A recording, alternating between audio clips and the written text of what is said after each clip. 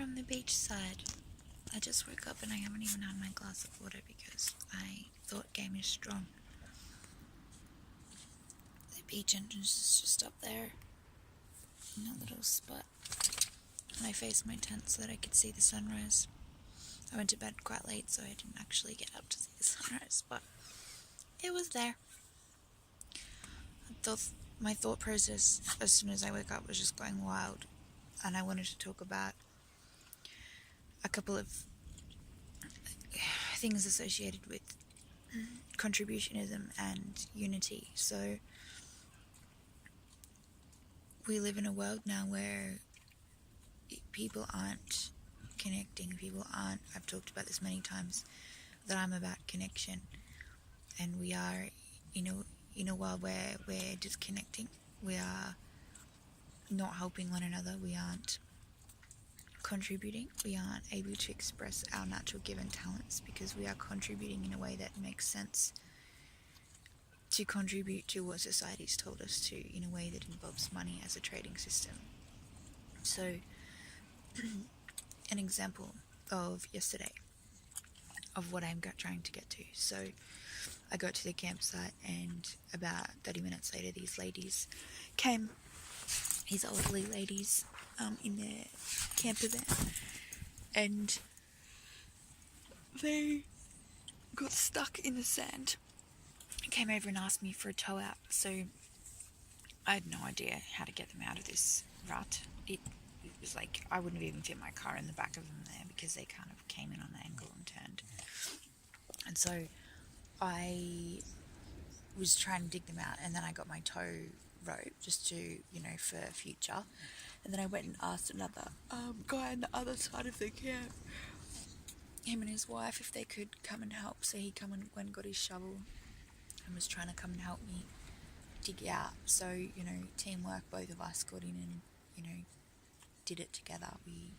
One side was each. The lady was gone and fetching sticks, and her friend was taking care of my dog, so she was helping.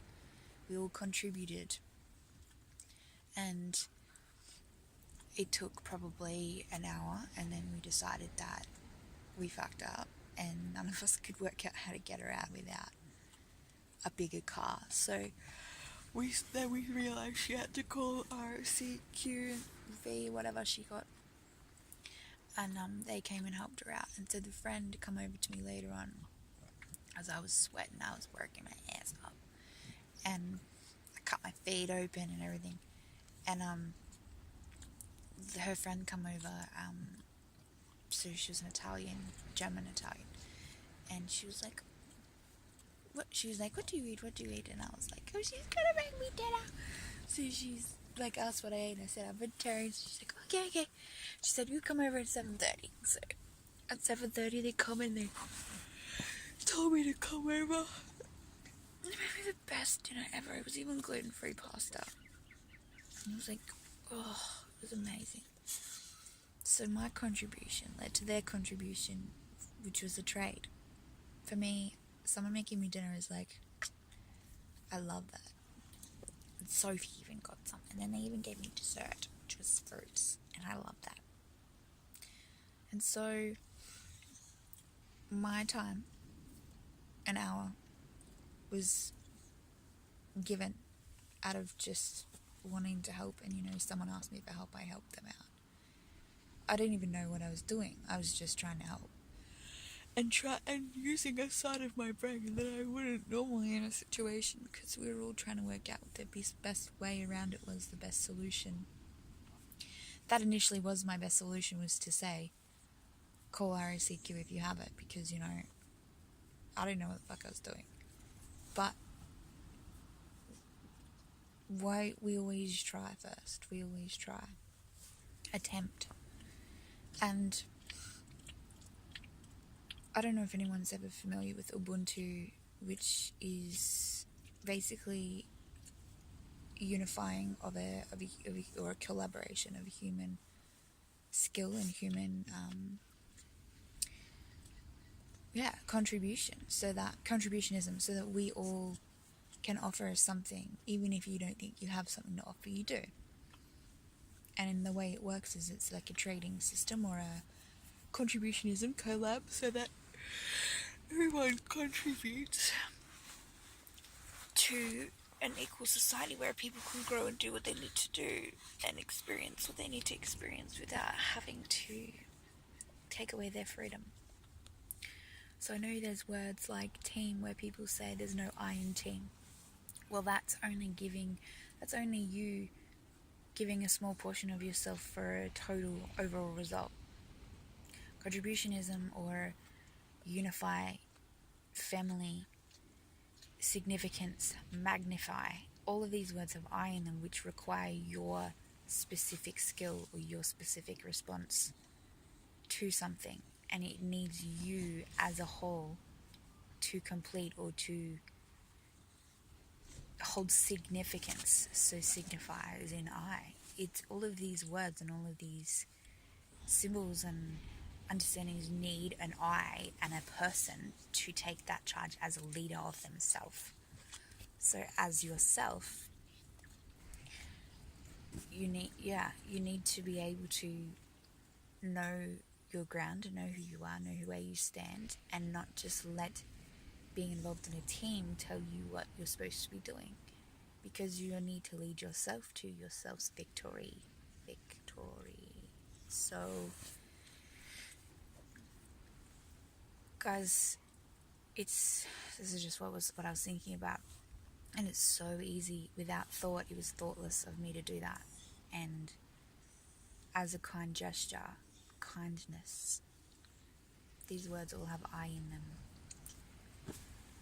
and it's equal. We can contribute equally. So I've mentioned this before. I'm going to link a page down below, and I want to see how many people can actually get through this. There's a start, so I've even put it on my Lit Gypsy Facebook page. Kapahuna is the group I'm involved with, and it's a similar approach. It's contributionism and helping and kindness, compassion and giving, and all of these words that have an I in them. Selflessness. You will receive when you are selfless. It's giving and receiving, because it's an equal balance of I and an equal balance of you or them. So what the 3-step program is, or the 3-step awareness for your own self and to contribute, is do an act of kindness. So if you scroll down, it's at the bottom of the page. It is my lovely friend who's written it is very passionate about how it's written. So I found that a lot of people have gotten a bit they're not really they're not really like what it because of the it's so intense. And that's how I found it when I first read it. I was like, I wasn't ready for it, but you are. So the first step is to act of kindness. Go and do something like that. Go and help someone out with their groceries. Just look around, open your eyes and see what there is what you can do to help someone.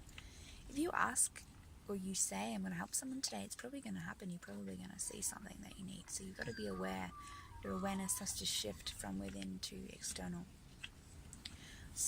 from an observing point of view.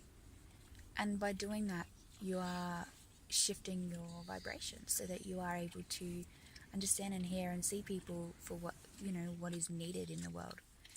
So the first step is to write that down and say how you did it.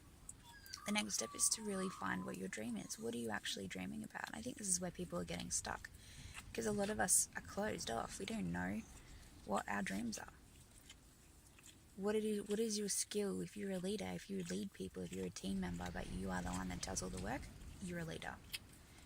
You need to tap in and give yourself time out and take away from work for a little bit and realize what it is that your skill is, or that what you want to contribute, and how your vision, or it might even be a small vision. You just might want to be able to cut down on work for a couple of days a week, or you might want to, start a group where people go for walks, or where you know, something, you know, you might even just, I don't know. My vision is to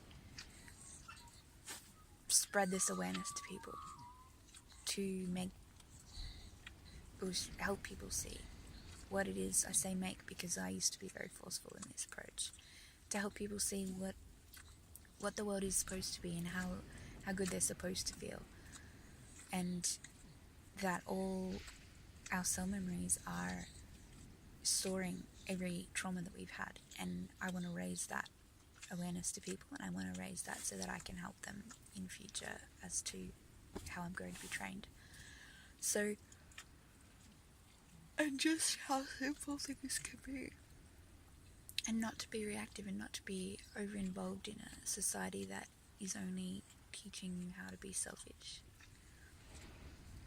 And we're living in sickness and poverty and sadness and vanity. And the second step then would include you saying, including a couple of hashtags, what it is that your goal is and what it is that you want help with, or your inspiration or ideas. It could even be that you want to become fit. It doesn't even matter. Or, you know, you want to, that's what I mean, have a walking group or something. And so by doing that, you're reaching out and asking for help because you've then given, so you're asking to receive. And then the third step is pretty much just, we haven't, you know, no one's gotten that far yet because not many people have contributed. So we need people to keep contributing and then maybe keep going back on the page and checking. And then you will see that there are people using these hashtags and wanting to actually contribute and receive in return. And so, you're finding a person that has used that hashtag and offering your help to them, even if you don't know how, or you choose one. So eventually when it comes to a point where people have, you know, there's a few of us that have written on there, go through them and have a look and see if there is one that you could help with. Even just the act of helping is helpful to these people. So in that itself raises people's consciousness in effect, in a sense that we know that we are there to help each other and we have faith and we're restoring faith in the humanity. That shifts a perspective in itself, and then that draws in synchronicity, alignment. It draws in people that are wanting to contribute because there is a shift in that circle, that instance, and the more the people that contribute, the more people are going to be driven in. The Ubuntu movement is a similar one, which I've just mentioned before. I went to a seminar of that. It's a South African guy, and it works so well in South Africa because he's South African. He came to Australia, and I was like, fuck yeah, this is the best thing ever. And just the attitude of the people were just like, this is the attitude of the people here in Australia, but even just, I'm sure, everywhere. But I sat there and I was like, he made so much sense to me, but everyone else was questioning him, and it was out of fear, and it was out of complacency, and all things that they weren't leaders. They didn't want to change because they didn't think they could as an individual. And there are groups that are offering service like this to help to contribute. It is so easy to make great change. It is so easy. You know, he's going around to different groups all around the world and explaining these things to him, and I wonder how many people have actually stepped in on it. Ubuntu's only working in South Africa because they are a third world country, not in this particular region where he is, but Africa in itself is a third world country, and they've already lived like that. So the people in that country understand the culture of how it works and how simple it is and how simplifying can actually be the best way around it. In Australia, if you come like that, people are like, oh, but there's ego, there's, you know, having money, there's being important, there's my skill is only better than others, there's business owners, employers who still contribute to their business, but no one can do the job like they do, so they are then holding themselves responsible for the win or fail of the business. And that's also an ego thing because, you know, it's their baby, that's their pride and their joy and that's their passion. But it's not, it's contributing, but it's not on a larger scale. It is just them having that peace of mind to be able to buy themselves the things they want to do, to reassure them that their hard work's paying off. Because they work harder than everyone else. They work many, many more hours a day than an average employer. And then so business owners and investors and whatever else, people who do have the freedom to do things, are the ones that are more inclined to actually help out and to contribute or invest in things and small businesses. And you know, there's so many apps now that have things that are like GoFundMe accounts, or apps that Kickstarter, that if you have an idea, you're like an inventor or something, you seek crowdfunding.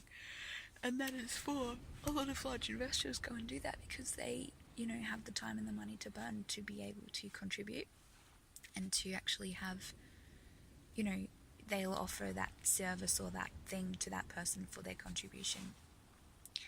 And it's just a hard concept to get around, that we don't actually need to use money to do this.